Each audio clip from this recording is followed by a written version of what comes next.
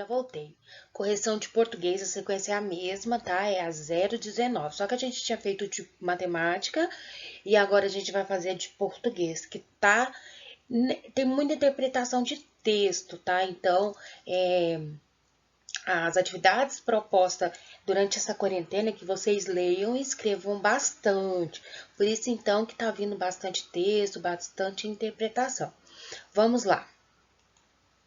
A primeira atividade vem assim, ó. Você já leu um texto em que os animais falam? Vamos conhecer? A cigarra e a formiga. A cigarra passou todo o verão cantando, enquanto a formiga juntava os seus grãos. Quando chegou o inverno, a cigarra veio à casa da formiga para pedir que lhe desse o que comer. A formiga então perguntou: E o que você fez durante o verão? Durante o verão eu cantei, disse a cigarra. E a formiga respondeu: Pois bem, agora dance. Fábulas de Esopo. O que será que ele quis dizer com isso, né? Ó, a formiga passou o verão inteiro trabalhando. E ó, cigarra só cantando, só cantando. Depois, a formiga falou: Ah, não é justo, né? Se eu passei o verão inteiro trabalhando e agora eu vou ter que te dar comida, sendo que você passou se divertindo? Não vou dar, não. Não sei, né? Ó, se ela tá certa ou se ela está errada. Toda fábula traz uma lição de moral. A lição é um ensinamento. No texto A Cigarra e a Formiga, aprendemos algo muito importante. Não pense só em divertir. Trabalhar e também a gente tem que pensar no futuro, né? Então, quando você está em casa, você, lógico, que tem o seu tempo de brincar, que você tem o tempo da TV, do celular, mas é muito importante que você faça as suas atividades, porque você é pequeno, você não trabalha. Qual que é o seu compromisso agora enquanto você é pequeno? É estudar, né? E mesmo que a gente esteja em quarentena, que esteja em casa, a gente tem que levar a sério o hábito de estudar. Você não ia para a escola de segunda a sexta? Não ficava lá com a tia Michele a parte da manhã ou a parte da tarde? Você tem que manter isso também aí na sua casa, tá? Eu confio em você, eu sei que você está estudando, hein? Né? Senão você vai ficar igual a formiga, tá? Sem que comer. Não, sem comer não, né, tia Michele? Sem comer não, mas tem que pensar no futuro, tá? E pra gente ter um futuro bom, a gente tem que estudar bastante. Então, vamos lá. Ó, agora que você já conhece a fábula A Cigarra e a Formiga, responda. Quem são os personagens? A cigarra e a formiga, só tem dois personagens aí. O que a formiga fez durante todo o verão? A formiga juntava os seus grãos. E o que aconteceu com a cigarra quando o inverno chegou? A cigarra veio à casa da formiga para pedir que lhe desse o que comer. Encontre essa palavra o nome dos personagens que estão aqui, dos desenhos, tá? Então tá aqui, ó, o formigueiro, uma formiga, a cigarra e o violão. Vamos encontrar, ó, formiga, cigarra, violão e formigueiro. Não estava difícil, né? Agora escreva as palavras que você encontrou em ordem alfabética. Então a gente vai pegar essas 4 palavras e escrevê-las em ordem alfabética. O que é a ordem alfabética mesmo? É a ordem do alfabeto. Então, A, B, C. Se não tem A, tia, vou pro B. Se não tem o B, vou pro C. E assim sucessivamente, até achar a primeira palavra que esteja na ordem do alfabeto. Então, como é que ficou? Primeira, cigarra. Segunda, formiga. Terceira, formigueiro. E quarta, violão. Tia, mas como é que você sabe que formiga vem antes de formigueiro? Porque olha aqui, ó. Até aqui no G, elas são iguais. Então, não tem como eu comparar. Mas depois do G, formiga vem o A. E o formigueiro vem o U. O que vem primeiro no alfabeto? O A ou o U? O A. Então, primeiro formiga e depois formigueiro. Próxima atividade. Agora é com você. O que a formiga poderia ter feito para ajudar a cigarra? Use sua criatividade e escreva um final diferente para a fábula. Não se esqueça de iniciar a frase com letra maiúscula e de usar os sinais de pontuação corretamente. Pode ser no verso da folha e ilustre a sua história. Agora ele começa a história para você. A cigarra com frio, fome e tossindo muito, um dia bateu na porta da casa da formiga. A formiga, ao abrir a porta, ficou com pena da cigarra. E aí, o que poderia ter acontecido? O final da história é com você. Eu coloquei aqui para vocês alguns pontos que a gente tem que levar em consideração quando vamos escrever uma história. É umas dicas. Por exemplo, toda vez que você for escrever uma história, você pode colocar assim, ó. Era uma vez, certo dia, numa manhã, um belo dia, numa festa. E no meio da história, quando você estiver no meio da história, o que pode ser escrito lá, ó? Então, de repente, em seguida, nesse momento, a partir daí, depois de... E no final, o que a gente põe no final, ó? Poderia aqui, ó. Porta ficou com pena da cigarra. Foi então que... Ou por fim, ou finalmente. Portanto, por isso, assim, nesse momento... Então, você pode começar, o final da sua história pode começar com qualquer uma aí, ó, dessas palavrinhas aqui, tá? Então, é só uma dica. Como é que eu começo a minha história? Você pode usar uma dessas frases aqui. O que eu ponho no meio da minha história? Pode ser uma dessas frases. E no final? Pode ser uma dessas frases, tá? Quero ver você treinando bastante histórias, tá? Escrevendo histórias. Leia o texto, circule todas as palavras escritas com CH e responda as questões. Então, vamos ler primeiro o textinho aqui, ó. A loja do Chico. O Chico tem uma loja, perto da chácara da vovó. Lá tem cada lanche gostoso, sanduíche natural, bolacha e pão de ló. Esta loja é bem legal, vende de tudo. Chapéu, mochila, machado, tacho, chuveiro, chicote, vende até jornal. Ó, o que ele quer que a gente faça? Ele quer que você circule todas as palavras escritas com CH. Para me circular aqui ia ficar um pouquinho difícil, então eu coloquei um traço, eu sublinhei, tá? Então, a primeira palavra que eu achei foi Chico. Depois eu achei Chico de novo. Achei chácara, lanche, sanduíche, bolacha, chapéu, mochila, machado, tacho, chuveiro e chicote. Depois, ele fala para você escrever todas essas palavras que você circulou no texto em ordem alfabética. Olha aqui como é que ficou a nossa ordem alfabética.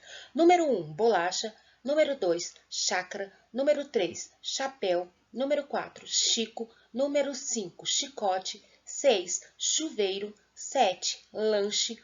8, machado. 9, mochila. 10, sanduíche. E 11, tacho, tá? Então, são todas essas palavras aqui. Mesma coisa, ordem alfabética. Eu vou seguir a ordem do alfabeto. Tia, mas tem um monte que começa com CH. Olha a segunda, é igual também? Olha a terceirinha letra. A terceira letra também é igual? Olha a quarta letra. E assim sucessivamente, até você achar uma letra que seja diferente da outra. E aí você analisa qual que vem primeiro no alfabeto. Preencha a cruzadinha com o nome das figuras. Dicas. Todas são escritas com CH. Meninos, cuidado que todas são escritas com CH. Tem som de X, mas é escrito com CH, ó. Chapéu, machado, chave, boliche, chaminé e chinelo. Todas escritas com CH. Tudo bem? Tá fácil? Tem complicação? Tá tendo dúvida? Se sim, se tiver dúvida, anota aí no cantinho da folha e pede depois para a mamãe abrir o WhatsApp e mandar um áudio para a tia Michelle, tá? Caso não tenha dúvida, vamos seguir em frente. Ah, aqui fala assim, escolha 2 palavras da cruzadinha acima e faça frases com ela. Então, você pode escolher qualquer palavra aqui, ó, 2, tá? 2 palavras e vai formar uma frase. Crianças, frase, letra maiúscula, sempre eu começo com letra maiúscula e sempre eu preciso colocar um ponto. Pode ser um ponto final, pode ser de interrogação, pode ser de exclamação, mas precisa ter um ponto no final dessa frase. Leia a tirinha para responder as questões. Cebolinha, já sei. Vai falar para eu economizar papel e desenhar a golducha nos 2 lados da folha. Não, eu ia avisar que a Mônica estava atrás de você.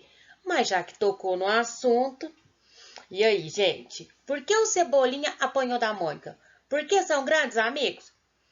Eles são amigos há muito tempo, mas ele gosta de fazer maldade com ela, né? Porque não é certo você ficar chamando a pessoa de gorducha, né? Ah, que coisa chata. Não pode, Cebolinha, ficar chamando a Mônica de gorducha. Isso é bullying, né? Porque estavam criando planos para brincar?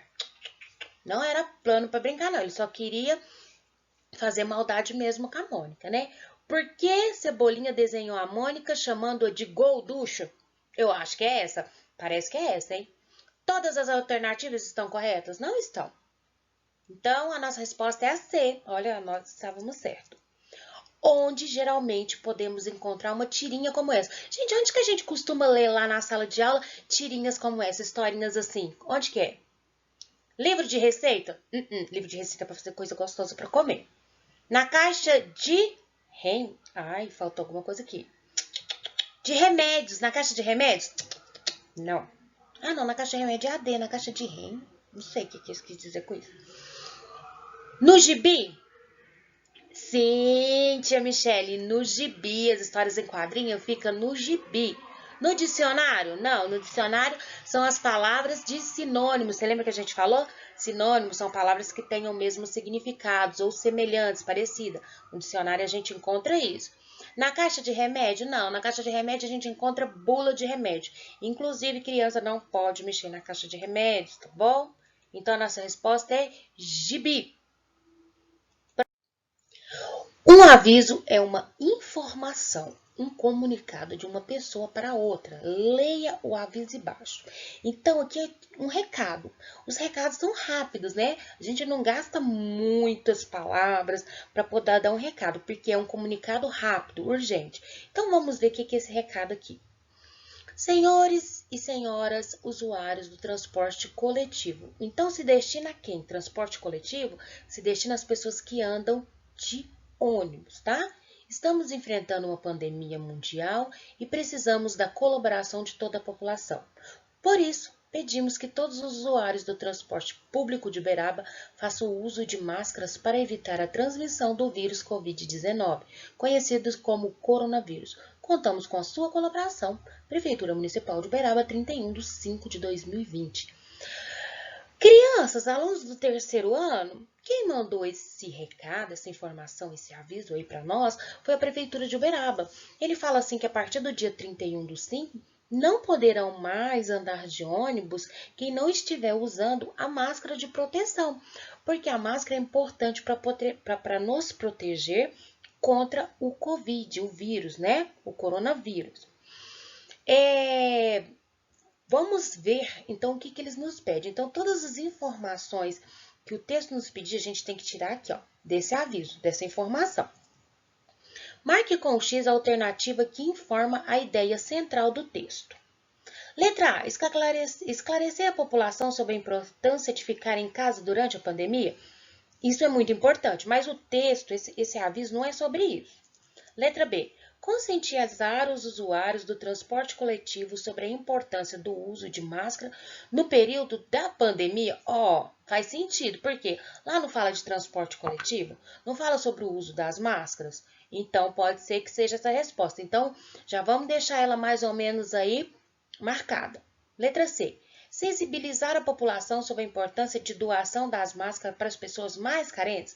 Gente, até poderia ser, mas esse recado aqui é uma outra finalidade. Mas quem aí tiver máscara, que a mamãe estiver confeccionando máscara, é legal fazer doação aí para as pessoas mais carentes.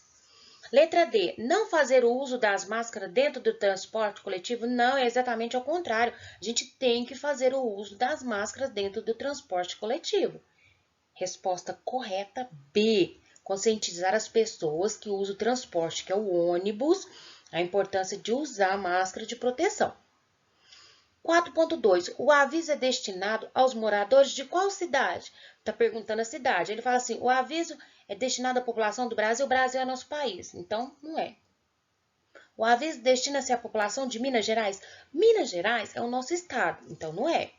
O aviso destina-se à população de Uberaba? Sim, Uberaba é nossa cidade, aqui está perguntando cidade, então a resposta é essa. O aviso destina-se à população do bairro, Fabrício? Não, ele perguntou da cidade, então a resposta certa, C. 4.3, agora é sua vez. Escreva seu pequeno recado sobre a importância do uso da máscara durante a pandemia do Covid-19. Lembre-se, o que não pode faltar aí nesse recado? Você tem que escrever o nome da pessoa para quem você deseja enviar o recado. Para quem que vai esse recado?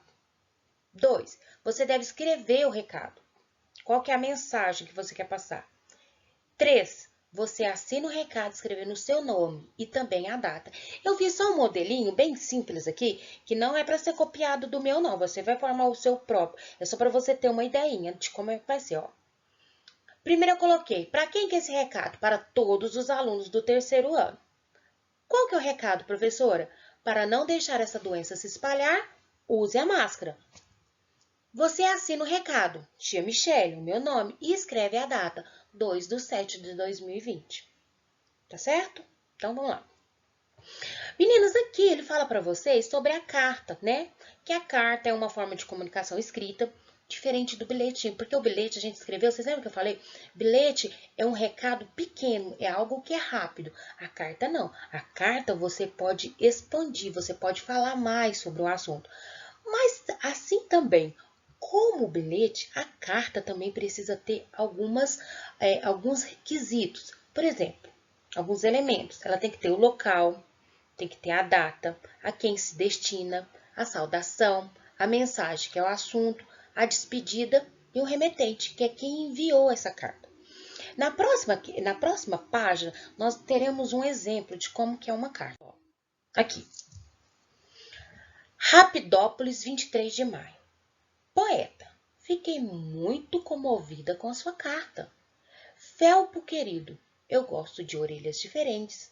Acho que dão um charme interessante a um coelho, principalmente você que é poeta. Devia se orgulhar de ser assim, especial. Foi lindo e corajoso você confessar que tem alma de tartaruga. Afinal, elas são cheias de sabedoria. Já imaginou se você fosse um coelho com alma de urubu? Lembra daquele ditado que diz: urubu infeliz, quando cai de costa, quebra o nariz? Isso sim seria azar. Bem, Felpo, agora admiro não só os seus poemas, mas também a sua pessoa. Quando você quiser, vai tomar chá comigo. Será muito bem-vindo. Adoro cozinhar e fiquei curiosa de conhecer os bolinhos de chocolate da sua avó. Você poderia me mandar a receita? Beijos, Charlotte. Olha aqui, o que eu quero que vocês virem. Eu coloquei para você destinatário. O que é destinatário? Para quem que ele está mandando? Para o poeta. Próximo, remetente. Quem que escreveu essa carta? Quem que vai enviar? Charlotte. Depois, cidade e a data. Onde foi? Ó, Rapidópolis, no dia 23 de maio. E, finalmente, a saudação. Felpo, querido. Ele está saudando, ele está cumprimentando, né? E depois, gente, vem o assunto. Aí o assunto é toda a carta. É o assunto principal, né? Ele vai falando sobre o que ele achou, sobre quais são as concepções dele sobre o poema, sobre da pessoa dele. E ali ele já faz um convite para tomar um chá. E ele vai explanando o assunto dentro do conteúdo da carta.